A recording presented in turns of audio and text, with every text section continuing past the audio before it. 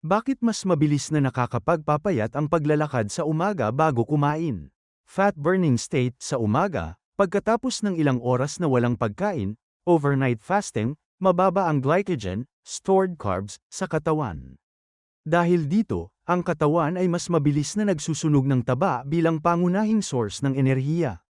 Mas mabilis na metabolism, ang ehersisyo sa umaga ay nagpapataas ng metabolic rate, kaya't mas maraming calories ang nasusunog kahit pagkatapos ng paglalakad.